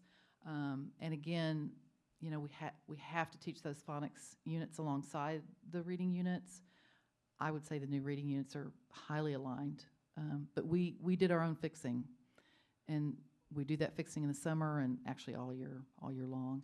And then we got to roll it out to teachers. So we have to say, you know, I was watching a teacher teach the other day, and she's still saying, you know, using meaning, structure, and visual cues. And we just don't want to do that anymore. Like you say, Because we know better. We know better. And I'm a former reading recovery teacher, so that's hard for me, you know. But we have to do what's right for kids. It's not about me. So right. Yeah. Yeah. No, and I fully appreciate that, because I mean, I get it. And this is a total shift in mindset for a lot of these teachers, but we have to do with fidelity what we know now is best for kids. So I appreciate that that's the efforts that the district's taking, that we need to all be on the same horse, all going the same direction. Right. Do we have a plan for professional development? I don't know if it's going to be this summer, if there's the learning academies, or what we're going to do for staff so that we can address this need that they're expressing that they have about how to teach this method.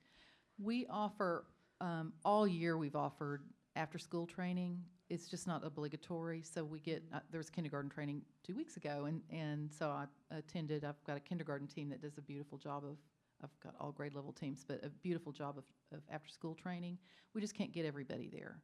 And then, you know, the literacy coaches know all about the science of reading, and they're in those classrooms teaching alongside those teachers too. So it's kind of like moving the Titanic. I mean, it's a little bit slow, and we just have to, you know, keep at it. And I think informing our principals as well, helping, you know, them. So I did a presentation with all the principals, very much, well, not exactly like the one that we did tonight. It was more fine-grained than that. But like, what should you be seeing and listening for in your classrooms? So it's helping principals as well so that they can help their teachers. We've got summer training. We've got optimizing outcomes. We've got, what else is going on? The days that you let us have. Yeah. Those days. So. Okay. I appreciate that. Thank you. Yeah, I know welcome. that if we can all rally around the concept that we know it's best for kids, we're going to see results. Yeah. I mean, I have no doubt. So it's exciting to hear that we've identified the need and we know how we need to get there. So Yeah. thank you all for the presentation You're tonight. welcome.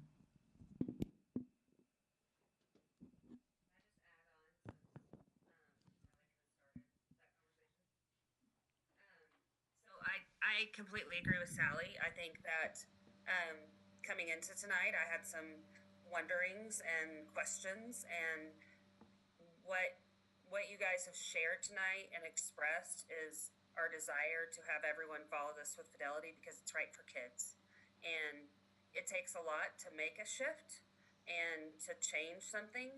And so I really appreciate that you guys have taken this wholeheartedly and really recognizing that when we know better, we have to do better because that's what kids need.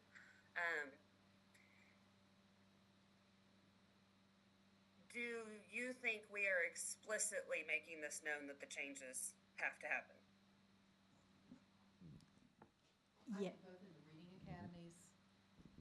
I think both in the reading academies and in every training that we do, particularly with our K-2 teachers, and the work the coaches do out on campuses. Again, it's habits. It's hard to break habits.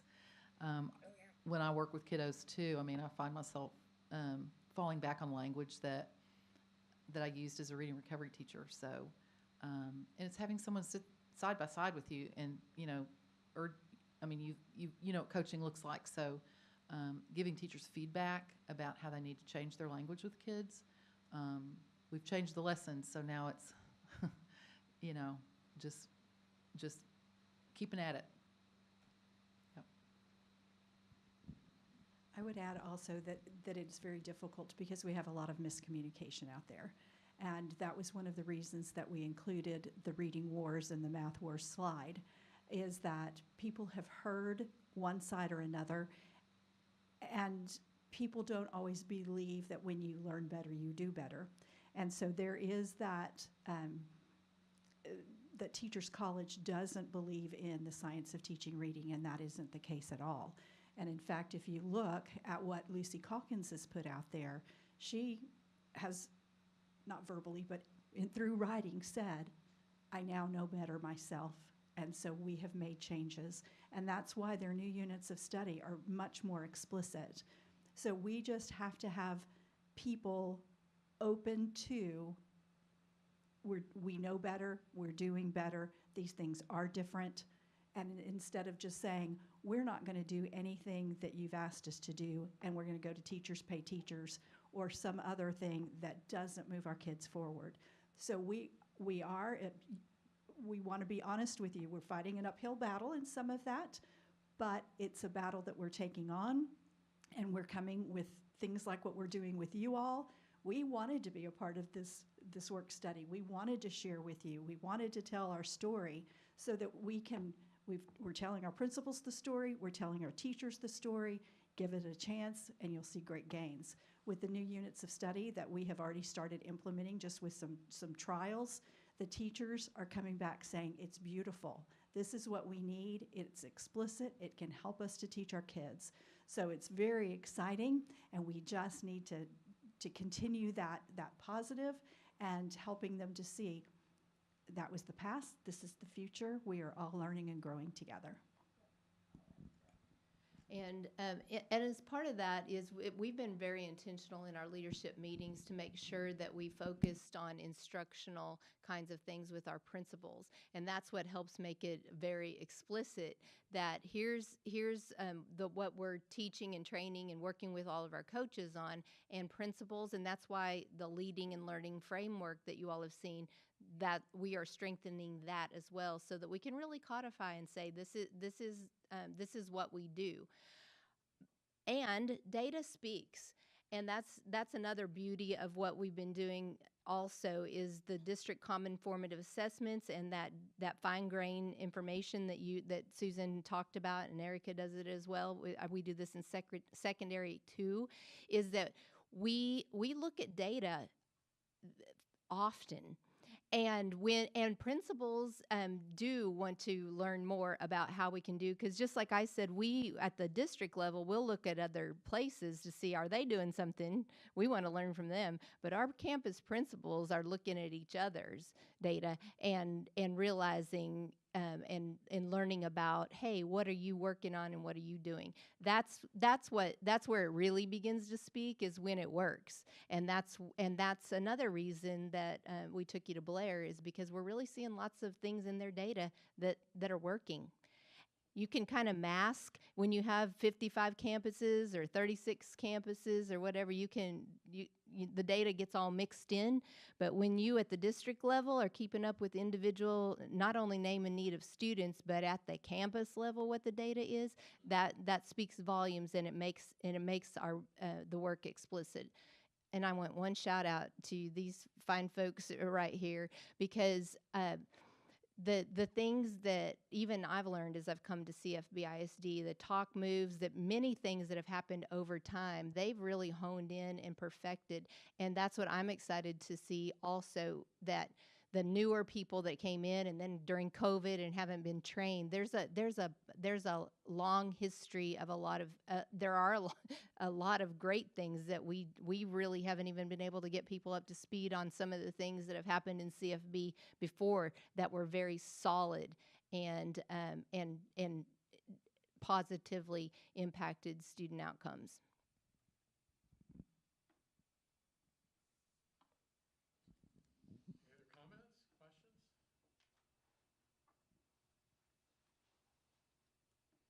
Any other comments or questions for the people on the internet, the live stream? Well, thank you so much for the presentation. Thank you. It's been it's a fascinating discussion. Change is hard, and this big change. I mean, we've been doing it the same way for many years, and this is challenging people to think about, to go back and change some long-held assumptions, and that's never easy, So, thank you for the presentation.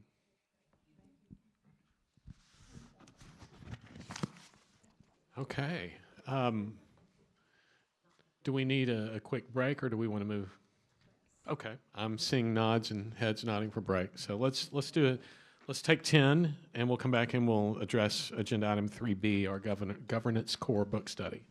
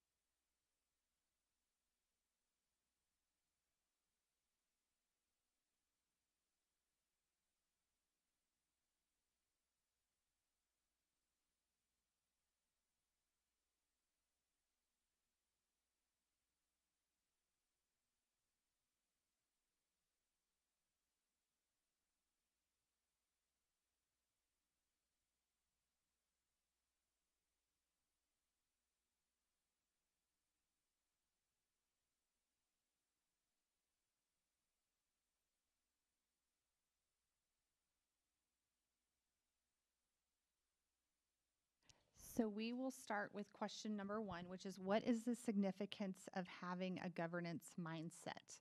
And we'll just go around the room and let everybody share. I'll hand it down to Tara. Sorry.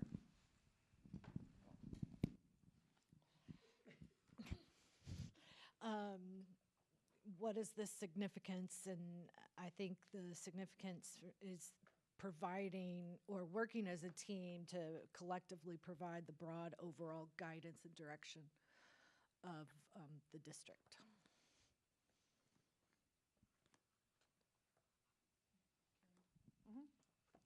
The same question? Well, I put down just 3: purposeful action, excellence, and system thinking. So I wrote that's where the work gets done, which is what I had mentioned before, that I feel like the significance of the mindset is because that's where the magic happens. I think I like the metaphor they used about lawyers learning to think like lawyers in law school, and then learning, about the granular details in practice.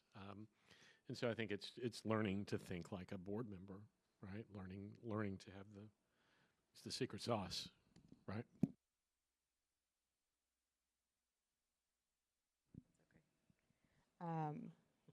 I put a couple of things, but working together because everything's connected in the long term. So we can get each action produces desired results and unintended consequences. That was my mindset on governance. And I just wrote that if all trustees are working together towards the same goal, which is kids, that more will get accomplished and move in a positive direction. And I wrote a focus on the long term with balance.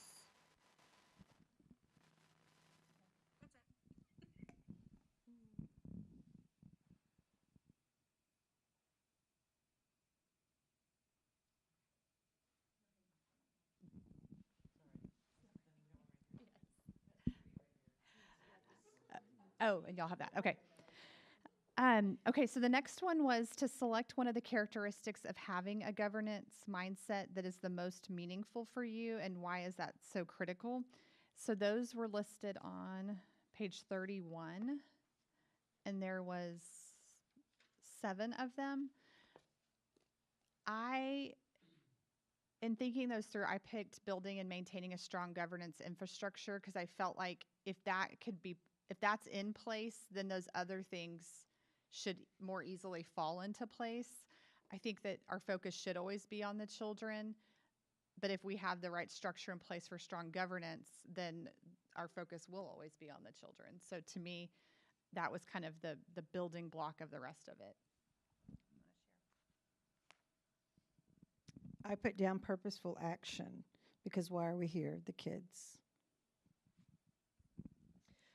I said holding the organization accountable to the community it serves, because we have to do the job of educating the kids. That's what the community expects.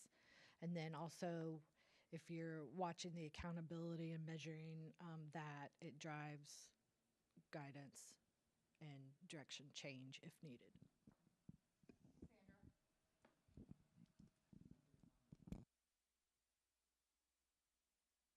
I also said what Tara said with holding the organization accountable to the community it serves, because our accountability comes from the kids, and we're serving our community, but we're also accountable to ensuring that our students are meeting the goals that are set forth. And that is one of the major things we're elected to do, is ensure that our community as a whole has confidence in our school system based on the strategic plans that we help adopt.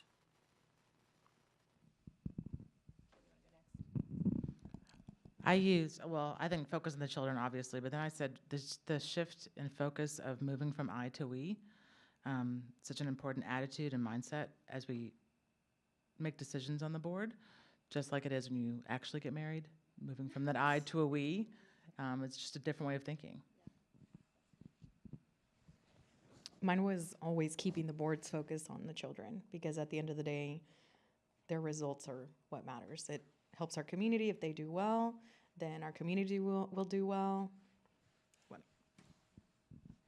It's hard not to say keeping the board's focus on children, but since two or more of you have already said that, I would say connected to that is keeping focused on the long-term goals of the organization, which all involve keeping your eye on the children, right, on the needs of the children.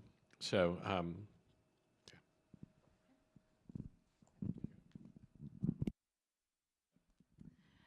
Okay, so then the last one was, what can trustees do to deepen their own and the board's governance mindset? Sorry, I had a pause there that threw me for a loop. What can trustees do to deepen their own and the board's governance mindset? So one idea that I had that I was already thinking about, I was like, oh, this actually kind of rolls perfectly into our work study tonight, is that TASB offers the XG board governance, which is kind of similar to what we did last summer through, help me, CRSS.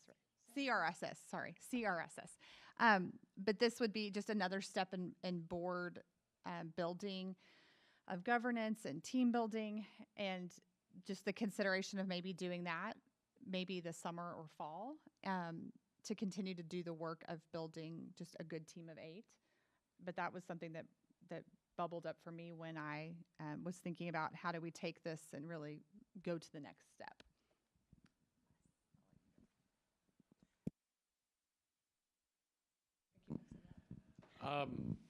Yeah, I think I didn't drill down as specifically as you did to a particular program of study, but just continuing to study, focusing on things like this book study, staying in dialogue,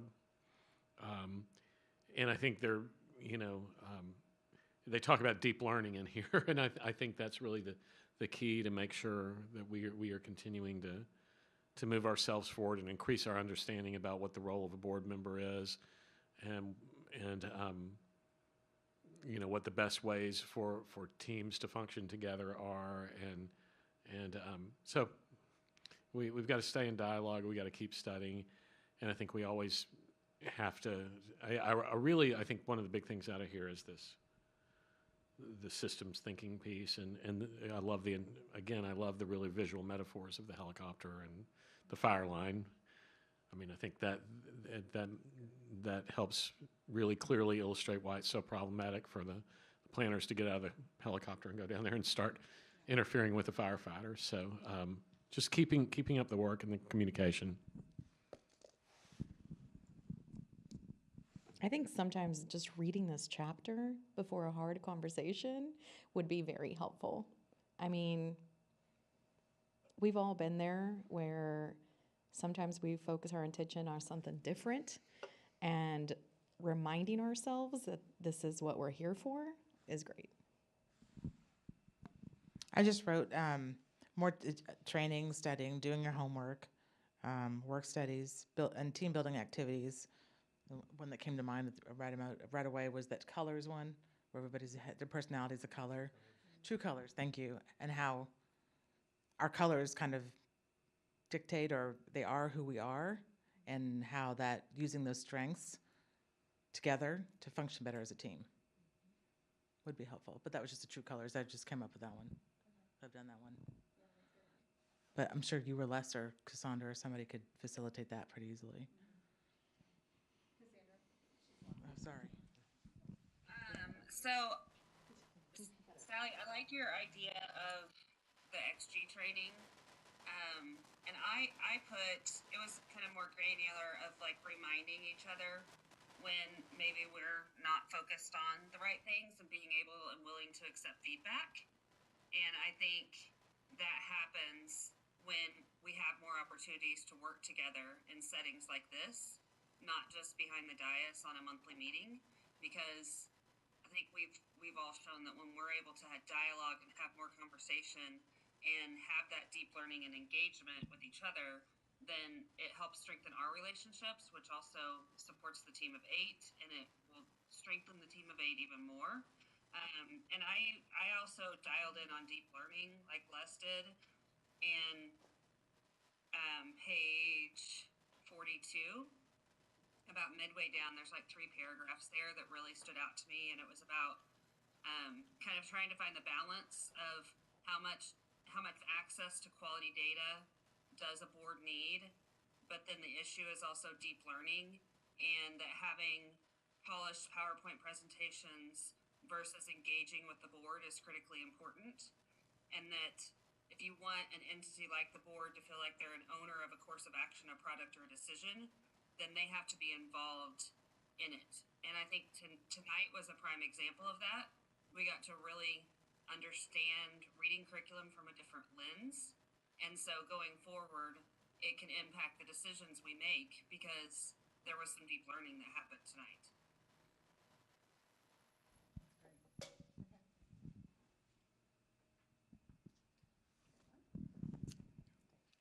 I put down B, system thinkers. I said kind of on the deep learning idea, but know and understand the details, but do not direct or decide the details.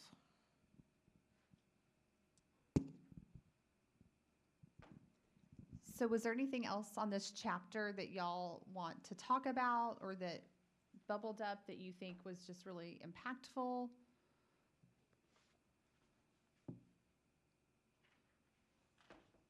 I know Les mentioned the helicopter moment. I'm going to read that one out loud just because I think that one is such a good visual. When you were saying read chapter 2 about before we go to a tough decision, Liliana, I was thinking this helicopter example is another one that would be a good one just to have kind of like on a card that you could pull out and remind yourself, like, do not jump out of the helicopter. So it says the problem is that when putting out fires or otherwise operating in the trenches, the perspective is what is right in front of your eyes. The need is to put out the fire as quickly as possible.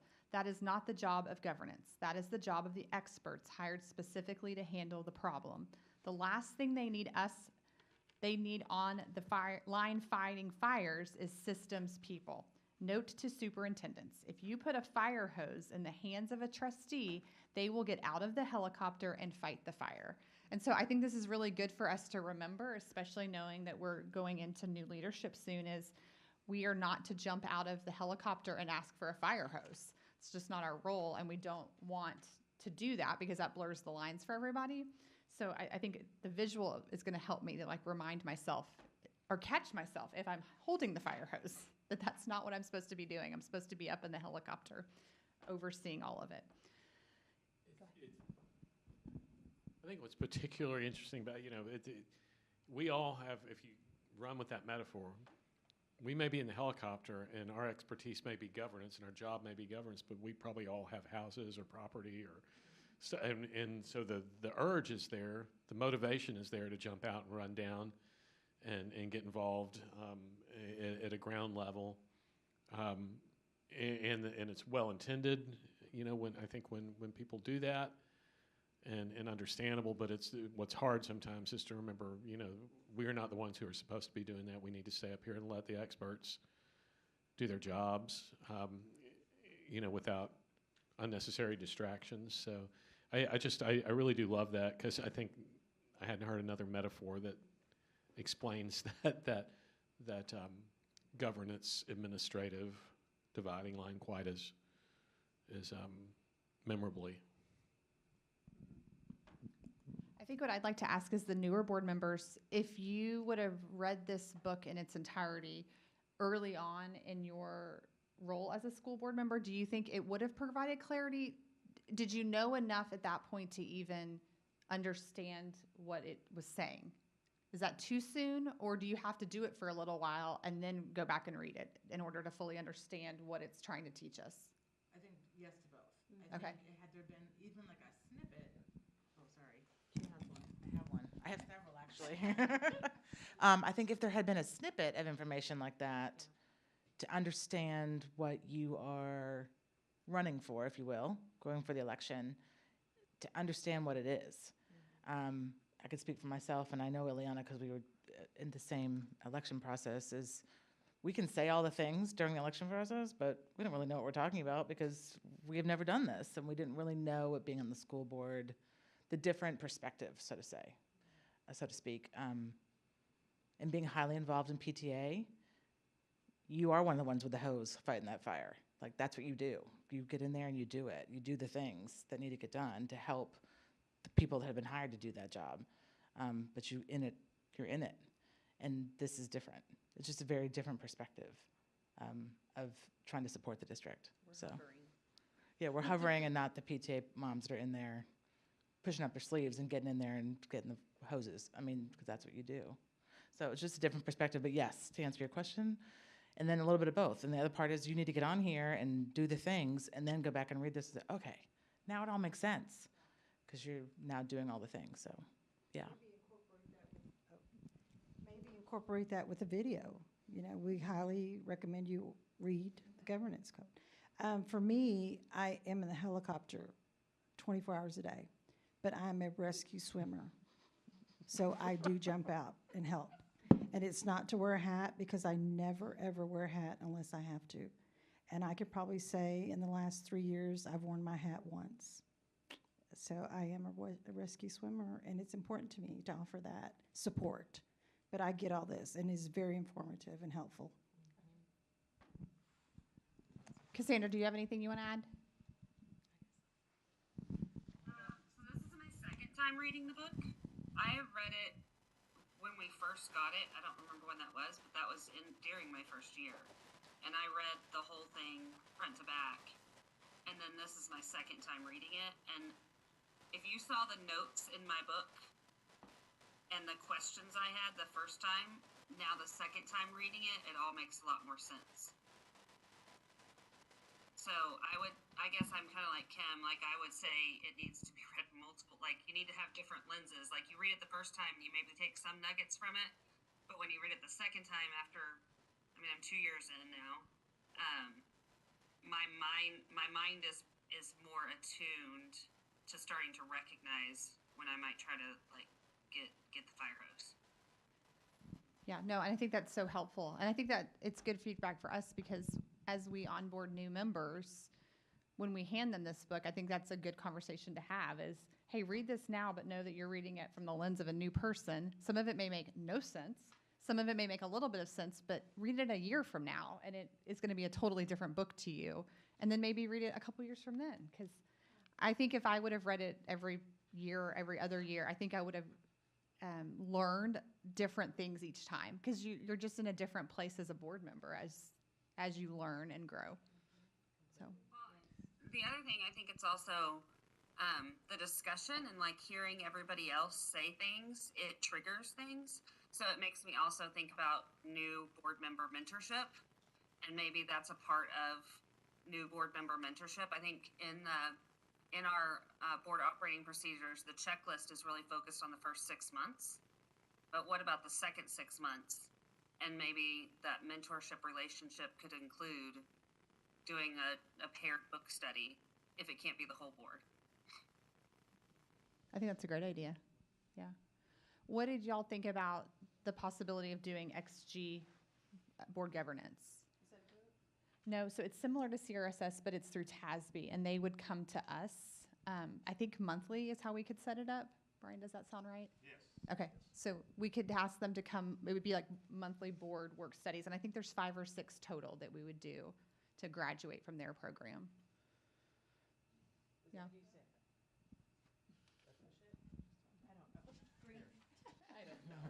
Thanks. Do we know if it's an effective program? I mean, like, has somebody done it before? I've heard good feedback from people I've talked to at like TASA TASB or SLI. Cassandra, do you know anybody in Leadership TASB that's done it? Several people in Leadership TASB have done it, and they all talk about how wonderful it is. Okay. Okay, so maybe that's something we can circle back, I guess, after the election, and then as we also onboard a new superintendent, because we have a couple different changes coming, and then we can decide. Yeah, I'm not against it. I was just wondering if you'd heard anything. Well, no, and I agree. about it. I don't think we should sign up for something that's not going to be effective. Yeah. We're all busy Yeah, I'm people. kinda like, yeah. I just want to use our time wisely. That's all I'm saying. Exactly. Totally agree. Okay, well, we have to continue the book study because it's got more chapters, y'all. We're not done yet. So next time we need to do chapters 3 and 4. Chapter 3 is superintendent governance mindset, and then 4 is welcoming new trustees. Do we have one board member that'd like to take on both, or do we want to split those up?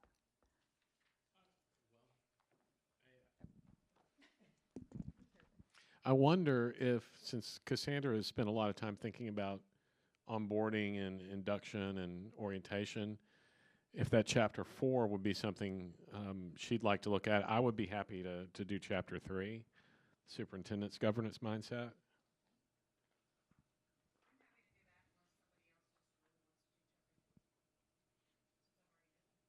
You have already done one. That's true. Kim's interested in chapter 4. Okay, Kim will do chapter 4. Okay. I don't know. So I'm not positive when we're doing that, but we will look into that, and Brian can help us get that included in a board memo. I'm sure it'll be whatever our next work study is, but I don't know that off the top of my head. April. Okay. And we can talk offline about that. Okay. Does anybody else have anything about the book study tonight? Okay. I will hand it back over to Les. Thank you very much for leading us through that. I'm glad we were able to get back to that. It feels like it's been a long time since we touched on that, and I know it's been a hectic fall for us with some unexpected twists and turns, and it slowed us down. But I'm glad we're going to get back into pursuing this book. Okay, that brings us to agenda item number 4, which is our final agenda item. We are finished, and we will adjourn at 8:19 p.m. Thanks to everyone.